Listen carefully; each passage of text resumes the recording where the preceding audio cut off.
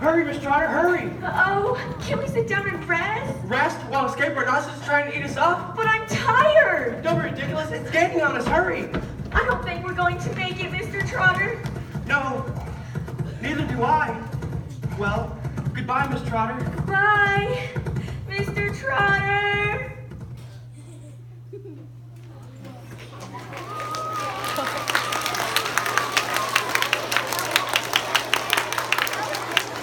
Wow, what a beginning to a story. Can you believe that? Well, I'm sorry that we had to start off the story with such a terrible event, such as a mother and father being swallowed up by an escaped rhinoceros. But I just had to. See, if it wasn't for this event, our story wouldn't have happened. Now, our great hero, James Henry Trotter, his life was going amazing. Well, until this happened to his parents. Now, he was sent off to live with his two aunts, Aunt Sponge and Aunt Spiker. And I am sorry to point out, but I must, that they were both horrible people. They were awful and lazy and cruel. And right from the beginning, they started beating poor James for almost no reason at all.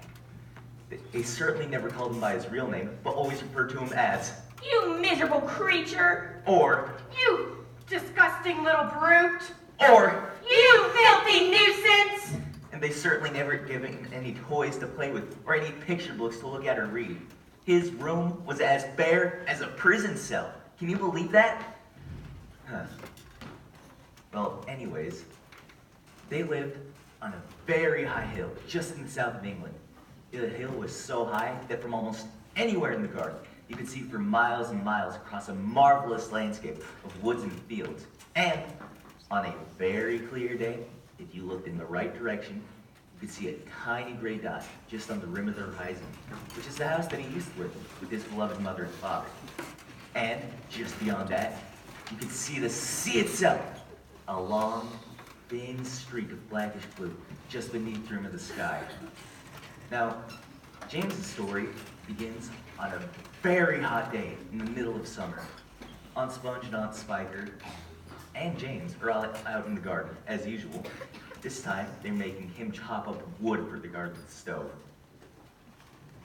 Well, they're sitting in deck chairs nearby, sipping tall glasses of fizzy lemonade, watching James to make sure that he doesn't stop work for one moment. It's a blazing hot day in the middle of summer. Now, let's take a closer look at what's happening.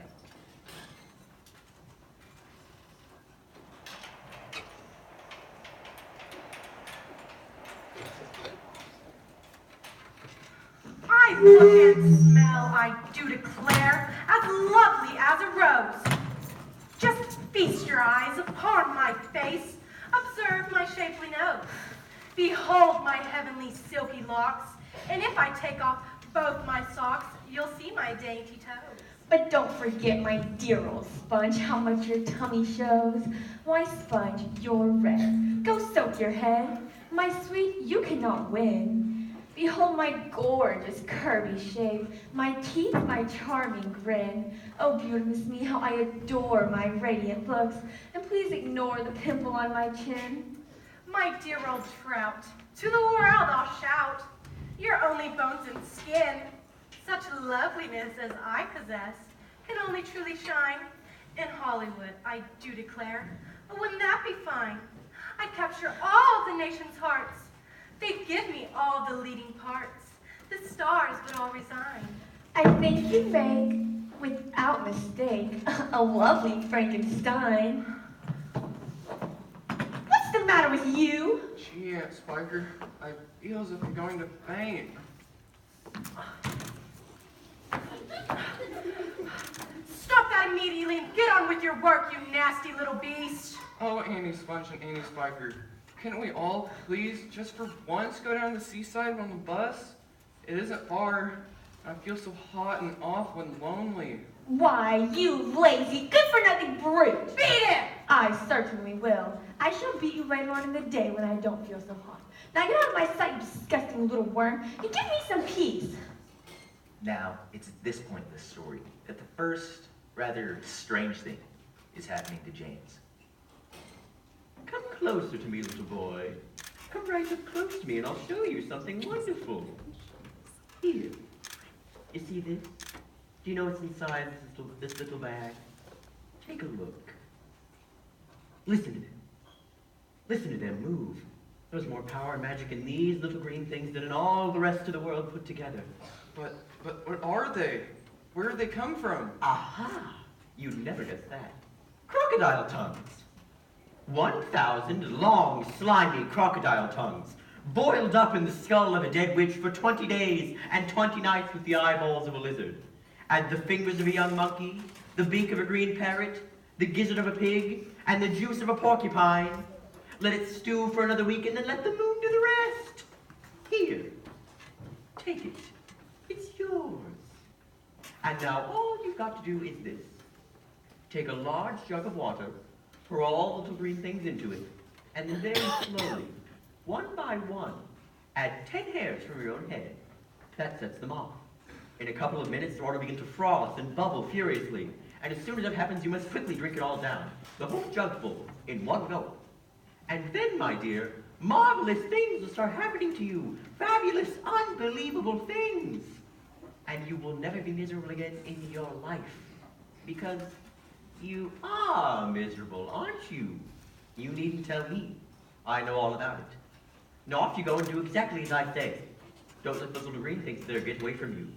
Because if they do escape, they'll work the magic upon somebody else instead of upon you. Whoever they meet first, be it bug, insect, animal, or tree, that will be the one who gets the full power of the magic. So hold the bag tight. Off you go. No time to waste. Hurry. Oh no, what am I going to do? Well, I suppose I'll just try to pick them. Wait a minute, why they're burrowing into the ground? I can't seem to get them. I can't get them. They're gone. They're all gone. But where have they gone to? There's nothing down there except the roots of the old peach tree and a whole lot of earthworms and centipedes and other kinds of insects. Get up at once, you lazy little beast. Get back over there immediately and finish chopping those logs. Why don't we just lower the boy down the well in a bucket and leave him there for the night? That ought to teach him not to laze around like this the whole day long. That's a very good idea, my dear Sponge. But let's make him finish chopping up the wood first. Be off with you at once, you hideous brat, and do some work. Sponge, come here at once and look at this. At what? A peach, right up there on the highest branch. Can't you see it? You are teasing me, Spiker. You are making my mouth water on purpose, when there is simply nothing to put in it. Why, that tree's never had a blossom on it, let alone a peach. There's one on it now, Sponge. You look for yourself. Very funny. Good gracious me. There really is a peach up there. Now, it's at this point in our story that James feels that something very strange is about to happen at any moment. Hey you! Get over here once and climb this tree. I want you to pick that peach up there on the highest branch. Can you see it? Yes, Honey Sponge, I can see it. And don't you dare to eat of it yourself. Your Aunt Spike and I are gonna have some here. Happy. On with you. Up you go. Stop. Hold everything. Look, Sponge, look. What's the matter with you? It's growing. It's getting bigger and bigger. What is? The peach, of course. Why, that's perfectly ridiculous. That's impossible. That's no. That can't be right, no. Yes, great Scott. The thing really is growing. Great Caesar's ghost. I can actually see the thing bulging and swelling to my very eyes. Will it ever stop growing?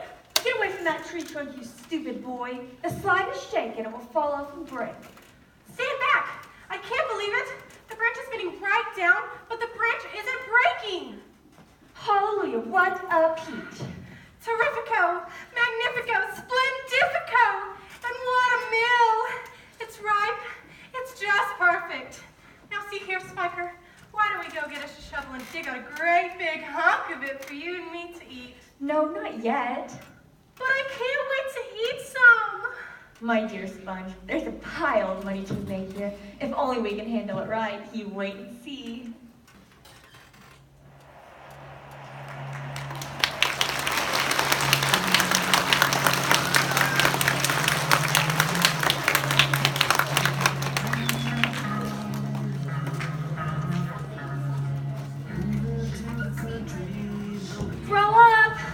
Grow up! Only 10 cents to see the Peach. Half price for children under 2 weeks old. One at a time, please. Don't push, don't push. You're all going to get in. Hey, have you paid? It'll cost you double to bring in that camera. Aren't you glad we put bars on that James's window? That disgusting little brute would only get in the way if we let him wander about. Can you believe that he complained that he was lonely just because he hasn't met any other children for years and years? What a nerve. Here we are, just about to become millionaires, and all he can think of is himself? Gee, Spiker, looks as if everyone is ready to go home. We should close up for the night. Maybe you're right, Sponge. We'll get that brat to clean up the mess out here. He'll probably want something to eat since he hasn't had anything all day.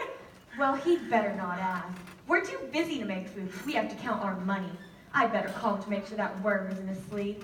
Creep! Brat! Wake up, twerp! We have something for you to do immediately.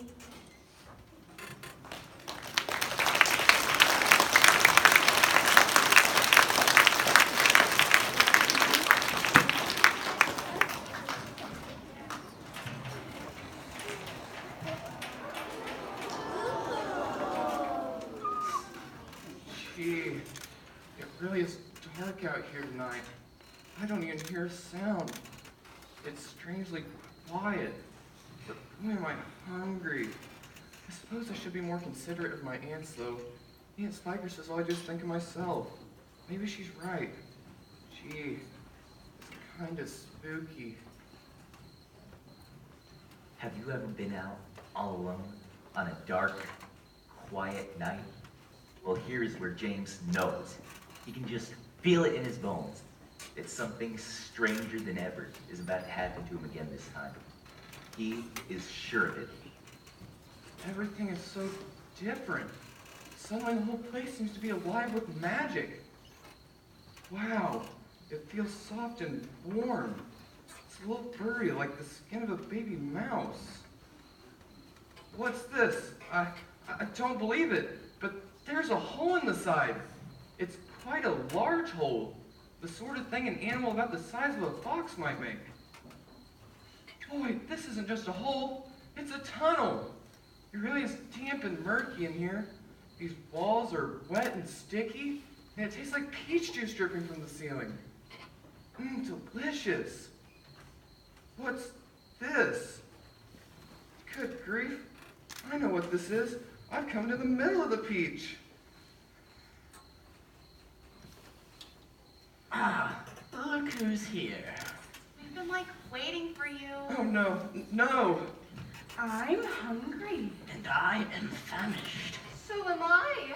Everyone's famished. We need food. Aren't you hungry? What's the matter with you? You're looking positively ill. He looks as though he's gonna faint any second. Oh my goodness, the poor thing. I do believe he thinks it's him we want to eat. Oh dear. What an awful thought. Well, you must be frightened. We would dream of hurting you. You're one of us now, didn't you know that? You're one of the crew. We're all on the same boat. We've been waiting for you all day long.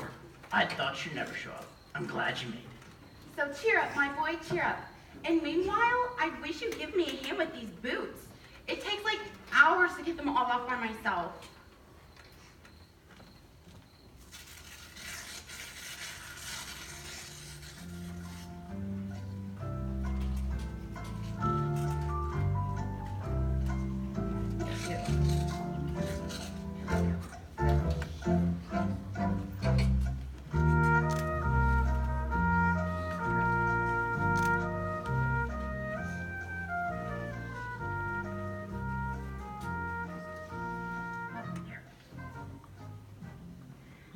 Thank you so much. You're really kind.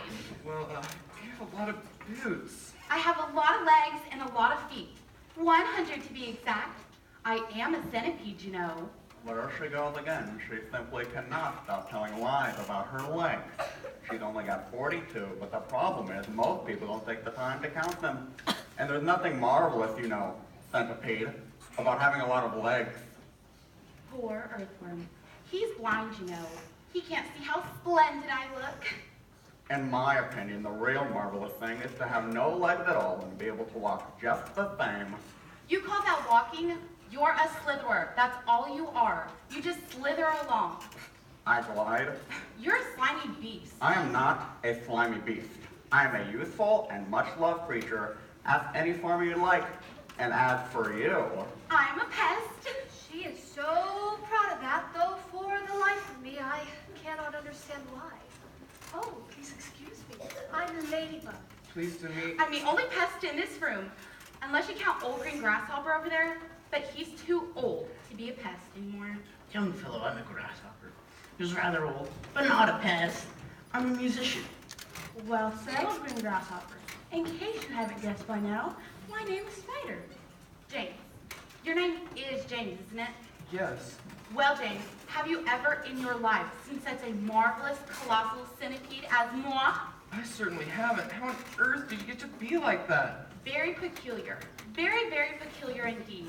I was like messing about in the garden underneath the old peach tree or whatever, and then suddenly this funny little green thing came wriggling past my nose. I know what that was. It happened to me, too. And me. Suddenly there were little green things everywhere. The soil was full of them. I actually swallowed one. So did I. I swallowed 3. But who's telling this story anyway? Like, don't interrupt. Not now, Centipede. Why don't you just go off and get started? What's going on? Well, we're about to depart from the top of this ghastly hill that we've all been living on for so long and roll away in this big, beautiful peach to a land of... to a land of... Of what? Oh, never you mind. Nothing could be worse than this desolate hilltop and those 2 repulsive aunties of yours.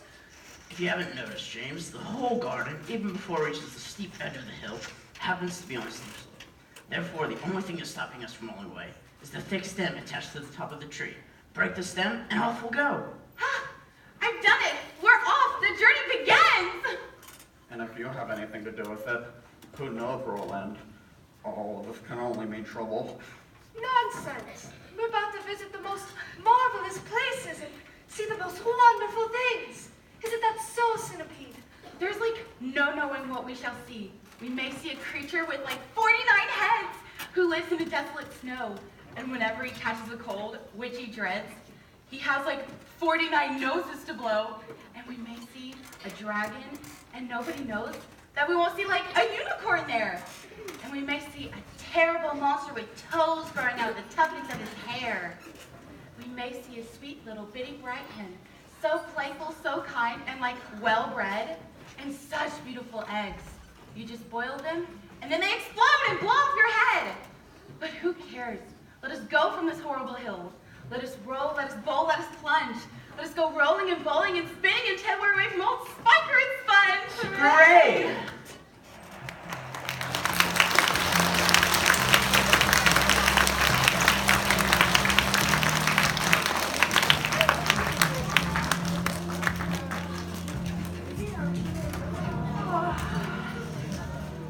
Why did we have to get up so early, Spiker? Why, it's so dark outside. Well, if an early bird catches the worm, then surely ants will catch the suckers. That's funny.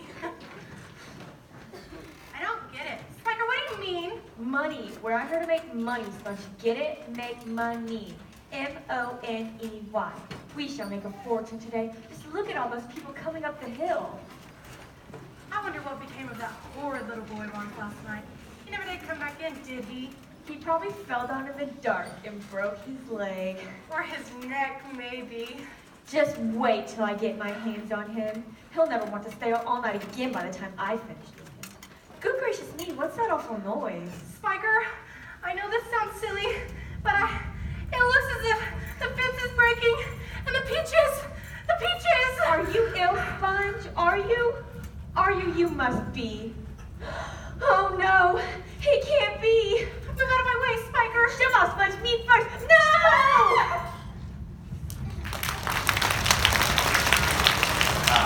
Well, I wonder what that noise was. Well, anyways, you'll never believe it, but the peach is still rolling. It's going down the steep slope at a faster and faster and faster pace, and all of the people who were climbing up the hill suddenly caught sight of it plunging down upon them, and now they're scattering to the right and to the left. Oh, dear me, just knocked over a telegraph pole and flattened 2 parked cars. It's rushing through about 20 fields now, and all the cows and sheep and pigs and horses are stampeding in all directions.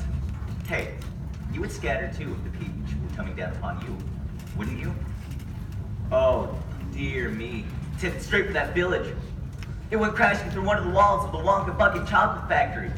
In fact, now there's a warm river of melted chocolate flowing through every street in the village. Will it ever stop? But then, why should it? Round object will always keep on rolling as long as it's on a downhill slope.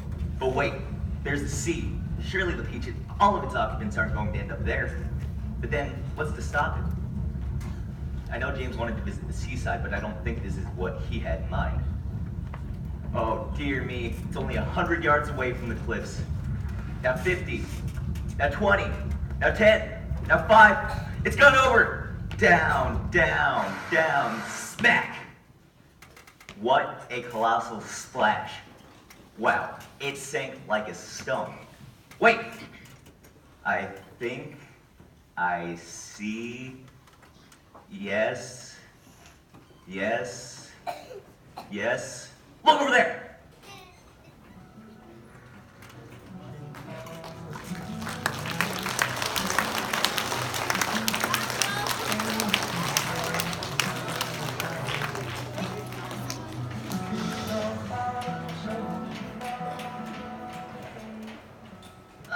Let's have some light. Yes, light. Give us some glowworm. Glowworm? I never met a glowworm in here. That's because he was up on the slimy ceiling, the lazy beast. Although, now that you mention his name, he doesn't look like much of a worm, does he? I am not a worm. I'm not a he either. I'm simply a lady firefly without wings. Big deal, big deal. Now come on and give us some more light already. I'm trying. I'm doing my best. Please be patient. There. Some great journey. I shall never be the same again. Nor I. It's taken years off my life. But, my dear friends, we are there. Where? Where's there? Well, I don't know, but it's probably someplace good. We're probably at the bottom of a coal mine somewhere. Perhaps we're in the middle of a beautiful field full of songs and music. We're near the seaside with lots of other children down the sea for me to play with. Pardon me, but am I wrong in thinking that we seem to be bobbing up and down? Bobbing up and down? What on earth do you mean? She is still dizzy from the journey. Is everybody ready to go upstairs and take a look around? I absolutely refuse to show myself out those doors in my bare feet. We have to put my boots on again first. Not this nonsense again. Let's all lend the centipede a hand and get it over with. Come on. While you're doing that, I'll leave a ladder to help us all get out.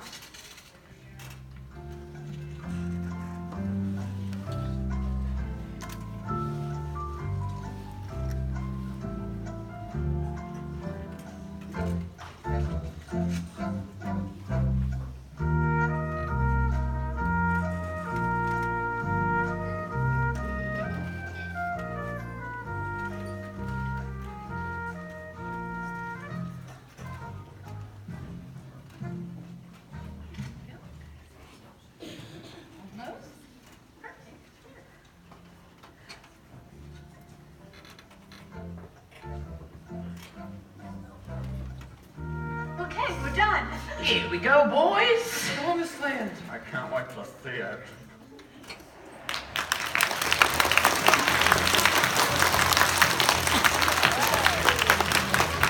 All right. So James, nor any of the others know where they're at. But I want you guys to say where you think they're at. You, right there. Where do you think they're at? You don't know? All right, who else wants to tell me where they think they're at? All right, you. Where do you think they're at? All right, he thinks they're at the ocean. How many of you guys agree with that? All right, that's a lot of hands. Ooh, I think our travelers are about to come back. We better go see.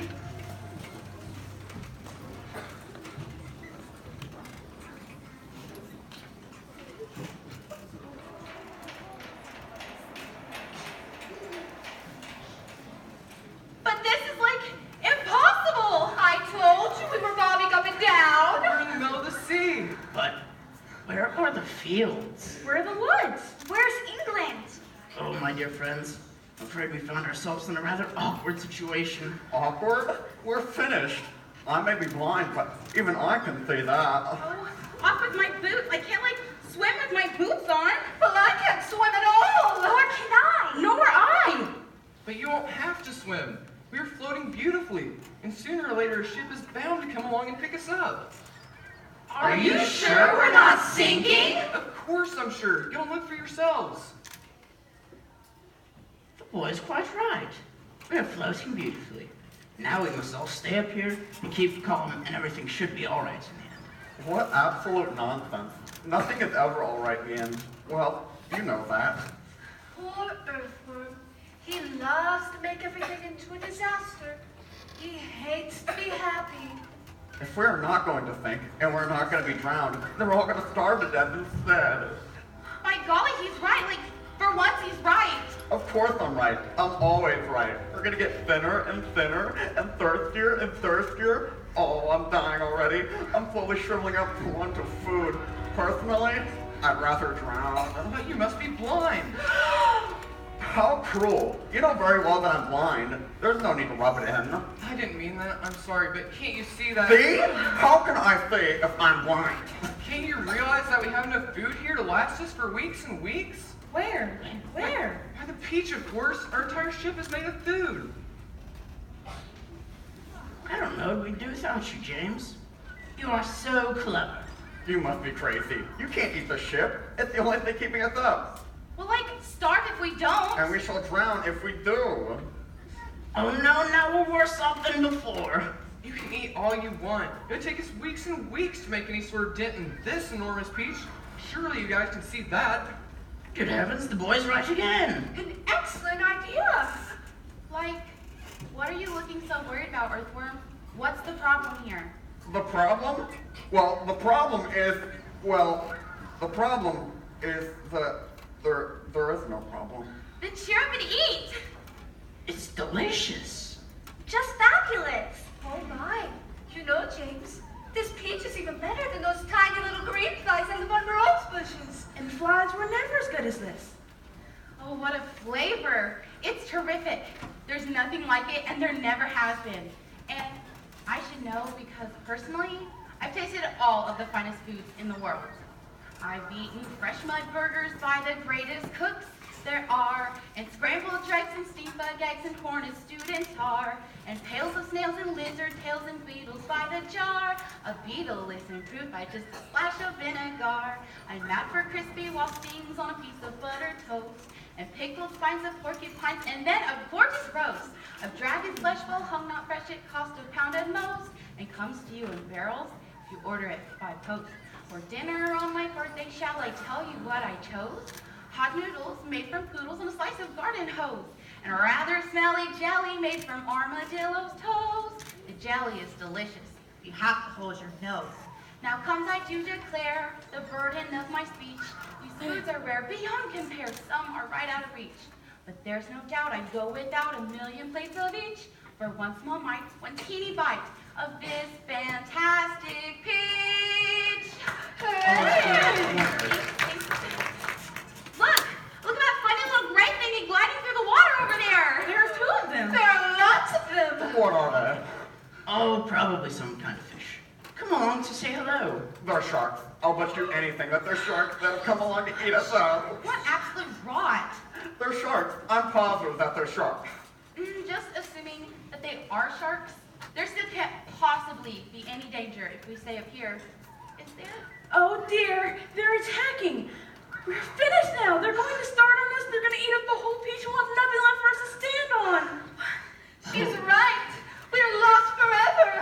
Oh, I don't want to be eaten, but I know they'll take me first of all because I'm so fat and juicy and I have no bones. Is there nothing you can do? Surely you can think of a way out of this. Think, James, think. Come on, James. There must be something we can do. There is something I believe we might try. I'm not saying it'll work. Tell us quickly. We'll try anything you say, but hurry. Hurry. Be quiet and let the boys speak. Go on, James. I'm afraid it's no good. After all, I'm terribly sorry. We hadn't got any string. We need hundreds of yards of string to make this work. But, my dear boy, that's exactly what we do have. We've got all you'd want. How? Where? This silkworm. Didn't you ever see the silkworm? He sleeps downstairs. Yes, he never moves. He just lies there sleeping all day long, but we can easily wake him up and make him spin. Excuse me. I can spin just as well as any silkworm, let alone I can spin patterns. Can you make enough between you? As much as you want. And quickly? Of course, of course. And would it be strong? The strongest there is. But why? Like, what are you gonna do with it? I'm going to lift this peach clear out of the water. You're insane. Oh, It's our only chance. go on, James. How are you going to do it? With skyhooks, I suppose. With seagulls. The place is full of them. Look over there. I'm going to take a long silk string. I'm going to loop one end of it around a seagull's neck. Then I'm going to take the other end of the string and tie it to the stem of the peach. And then I'm going to take another seagull and do the same thing again, and then with another and another. That's ridiculous. Poppycock! Absurd! Boulder Dash. How do you expect tiny seagulls to lift an enormous thing like this, and all of us as well? There is no shortage of seagulls. Look for yourself. We're probably going to need 400, 500, maybe even 1,000. I don't know. I shall simply go on hooking them up to the stem of the peach until we have enough to lift us. It's like balloons. You give somebody enough balloons to hold, I mean really enough, then up he goes. And a seagull has far more lifting power than any balloon, but if only we had the time to do it. How do you think you're going to get a loop of string around a seagull's neck? I suppose you're going to fly up there and do it yourself? Boy's Dottie. Go on, James. How would you do it? With bait. Bait? What sort of bait? With a worm, of course. Seagulls love worms. Didn't you know that? And luckily for us, we have here the biggest, fattest, juiciest You earthworm. can stop right there. The seagulls have already spotted him. That's why there's so many of them circling around. But they won't come down to get him while the rest of us are standing up here. So this is what... Stop, stop, stop. I won't do it. I refuse. My dear earthworm, you're going to be eaten anyway, so like, what difference does it make whether it's sharks or seagulls? I won't do it. Why don't we hear what the plan is first, Earthworm? I don't give a hoot what the plan is. I'm not going to be pecked to death by a bunch of seagulls. But you'll be like a martyr. I shall respect you for the rest of my life. But he won't have to give his life. Now listen to me. This is what we'll do.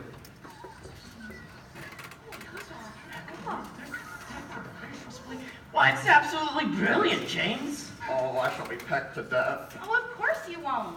I will. I know I will. And I won't be able to see them coming because I have no eyes. I won't let them touch you. I promise I won't. But we've got to hurry. Action stations, jump to it. There's not a moment to lose. All hands below deck except Earthworm. And you, Centipede, get that silkworm to work at once. Tell him to spin as he's never spun before. And you too, Spider, hurry on down. Start spinning.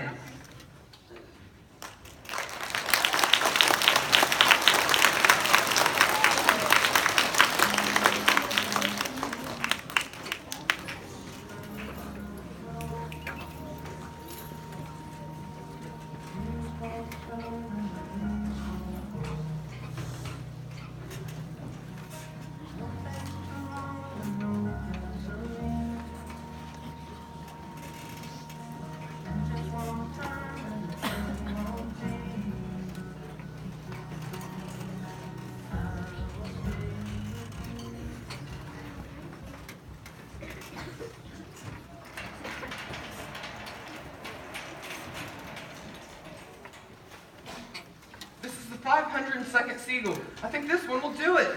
Oh, I don't like this at all. Hurry, James. Quiet down, Earthworm. You should be thankful that you're, like, still alive. All because James has such a clever idea. Yes, I marvel at it. Just think, capturing seagulls by using bait. It was a splendid idea. Not if you're the bait. It's working. I can feel us lifting. Look, everyone, come on up. It's working. It's working.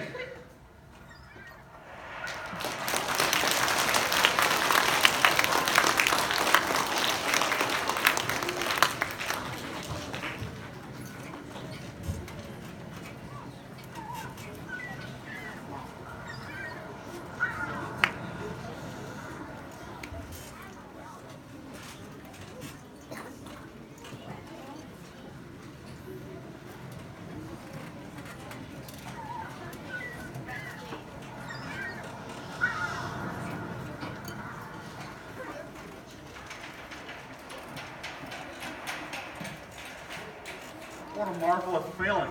And I'm not even hurt. You were very brave, Earthworm. Oh boy, this is the way to travel. Why, you can almost see forever from up here. Like, how can you see Oh, look! There's a ship below us! It looks like a big one, James. It's got 3 funnels. You can even see the people on the deck. Let's wave to them. Do you think they can see us? All right. Now, James, nor any of the others may know it, but the ship that is actually passing beneath them is actually the Queen Mary, out of her way from the English Channel on her way to America. The astonished captain, sitting with a group of his officers, watching at the round, gaping ball just overhead.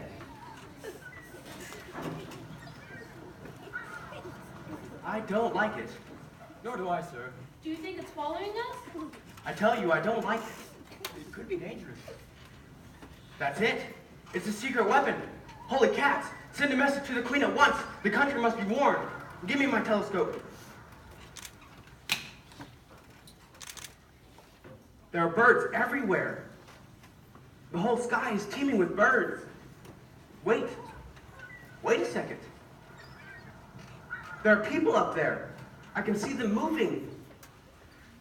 There's a... Do I have this darn thing focused correctly? It looks like a little boy in short trousers. Yes, I can distinctly see a little boy in short trousers standing up there. And there's a sort of giant ladybug. Just a minute, Captain. And a colossal green grasshopper. Captain, please. And a mammoth spider. Oh dear, not the whiskey again. And an enormous, a simply enormous centipede. Call the ship's doctor. The captain is not well. But look! It disappeared into those thick clouds. Now we'll never see it again. Never mind that. The captain's flipped his lid. He's popped his cork. I'm the captain now. Take him below. Get him off the bridge. He's sick. Sick, sick, sick, sick.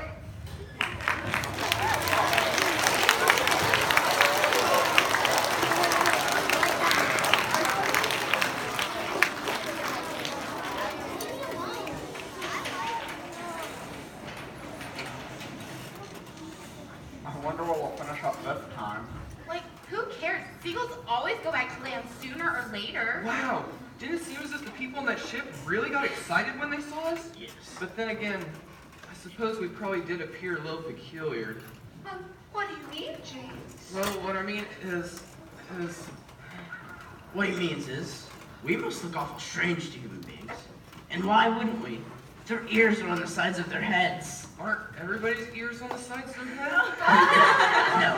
Where, for example, James, do you think I keep my ears? I don't know. Right here, one on each side of my tummy. And I swallow soil.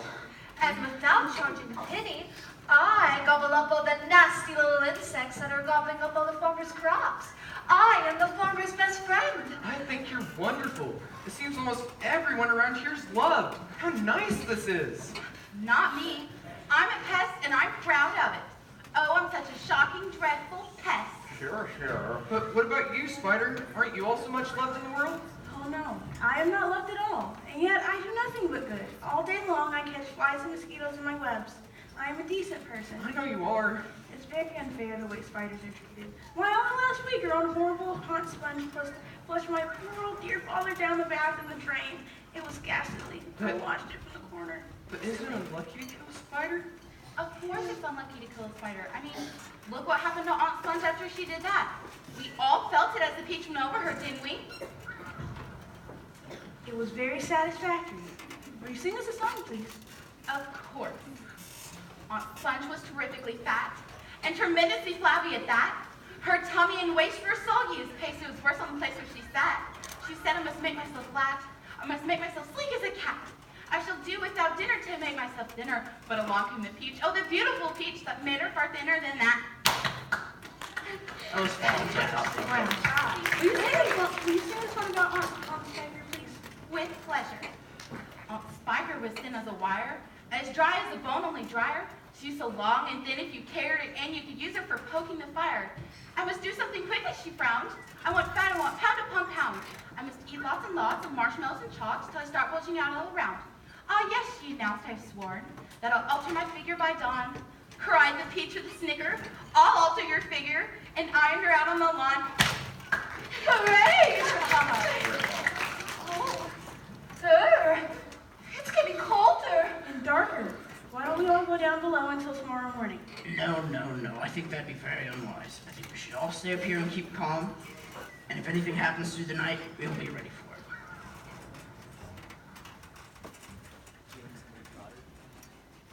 James Henry Trotter and all of his companions are crouched together to keep warm. Little do they know what still lies ahead. Oh dear, it scares even me. Well, anyways, to get on with the story, there is not a sound anywhere. Listen how quiet it is. Not at all like the airplanes that roar through the sky, driving whatever may be lurking in those great cloud mountains back to whence they came. But the Peach, ah yes, the Peach makes absolutely no noise as it floats along. Quietly, softly. Wait. Look over there.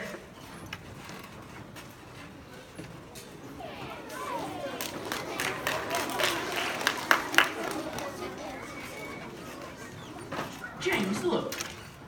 What are those things? Oh, I don't like this at all. Don't let them hear you. They must be cloudmen. Cloudmen? I'm glad I'm blind and can't see them. Or probably friends. What are they doing, James? It looks as if they're reaching out, grabbing handfuls of clouds, rolling them in their fingers, and turning them into large white marbles. There's a huge pile of marbles. They must be absolutely mad. There's nothing to be afraid of here. Listen, they're singing something, and they're shoveling the marble-like things off the side of the cloud into space. Down they go, hail and snow, breezes and seasons and gusts will blow. It's hailstones. They've been making hailstones, and now they're showering them down on the people in the world below. They must be practicing for winter. That's absolutely ridiculous. This is summertime. You don't have hailstones in summertime. I don't believe it! Shh! For heaven's sakes, and if you don't make so much noise. Those imbeciles couldn't hear anything. They're deaf as doorknobs. Just you watch. Idiots! Nincompoops! Half-wits! Blunderheads! What are you doing over there, you big dummies? Now you're done being lonesome pest. I'm not afraid of them. Quick! They're throwing hailstones at us. Ow! Ow! Stop! Down the tunnel, or we'll all be wiped out. Oh, I'm a wreck. I'm wounded all over. Serves you right. Listen, I don't think they're hitting us anymore. I think we must have left them behind. The seagulls must have pulled us away out of danger. It's all clear. I can't see them anywhere.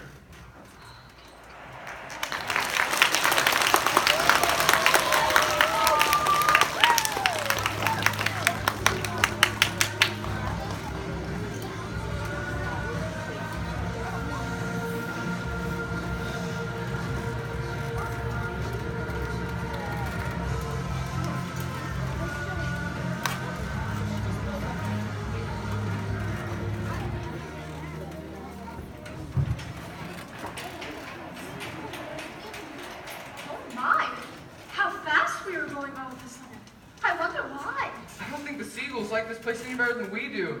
Imagine they want to get out of here as soon as they can. They must have got a bad fright out of that hailstone throwing experience we just had. Yes. Faster flying seagulls, skimming across the sky at a tremendous pace. They see a cloud goes by on either side of them, all of them ghostly white in the moonlight. Not at all like. They see frost factories and wind producers, and in the deep of a large, hollow, billowy cloud, they see something that can only be a cloud-men's city. How terrifying. Just before dawn, they hear a soft whooshing noise, followed by a series of long, high-pitched shrieks. And they look up to see an immense, great, bat-like creature swooping above their heads. They sit fearfully, watching as the sun comes up over the horizon for a new day. Look, there's like land below. It looks like streets and houses. And how enormous it all is. And what tremendous tall buildings. I've never seen anything like them before in England. This could not possibly be England. Then where is it? You know what those buildings are? Those are skyscrapers. This must be America. And that, my friends, means we crossed the Atlantic Ocean overnight. Are you serious? It's not possible.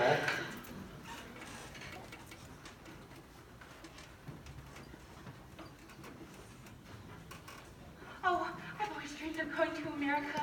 I had a friend once who Be quiet. Who cares about your friend? The thing we gotta think about now is how on earth are we gonna get back down to earth? That shouldn't be too hard. All we have to do is just cut loose a few seagulls.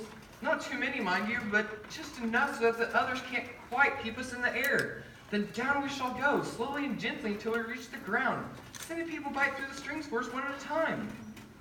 Oh my gosh. I forgot to polish my boots. Everyone has to help me polish my boots before we arrive. For goodness sake, can you ever stop thinking about... What's that? Looks like a plane. It keeps shooting out of that cloud over there. Wait, oh no, it's unbelievable. It sliced right through a single one of the silken strings that went by. We're falling. Save us! Oh no, this is our end. Do something, James. You've always had the answers before. Please do something. I wish I had the answer. I can't help now. I'm sorry. Shut your eyes, everybody. It won't be long now.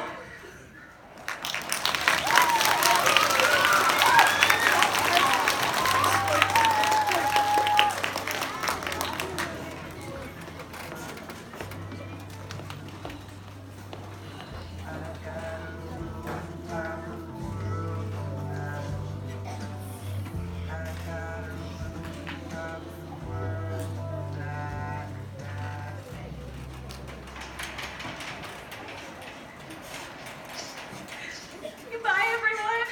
Goodbye, Ladybug. Goodbye, Earthworm. I'm so sorry that I always picked on you, even though you were blind as a bat. Oh, the centipede I ought to.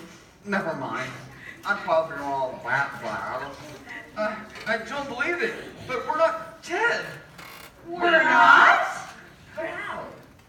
Where are we, James? I know it's hard to believe, but I think we've landed on the needle of the Empire State Building. You're kidding. How do we get down? Don't worry, they'll get us down. James, why are all those people cheering for us out those windows? And all of those people are down on the street waving madly. Maybe they think we're heroes. You know, I think you may be right. They think we're heroes. James was right. Everyone who's on the beach is now looked upon as a hero. They were all brought down and escorted to the steps of City Hall in mere minutes. And as for the giant peach, 100 steeplejacks armed with ladders and pulleys all swarmed up to the top of the Empire State Building and plucked it straight off. The mayor of New York City just decided that there had to be a ticker tape parade. So, a procession was formed. In the leading car sat James and all of his friends he made along on the peach. Behind them, there came the giant peach itself, and it was carried on a very large truck. They had to use cranes to put it on there. Next, there was the mayor's limousine. It was fairly large, and it was skidding all about the place in peach juice. After that, 20 other limousines filled with all the famous and most important people of the city.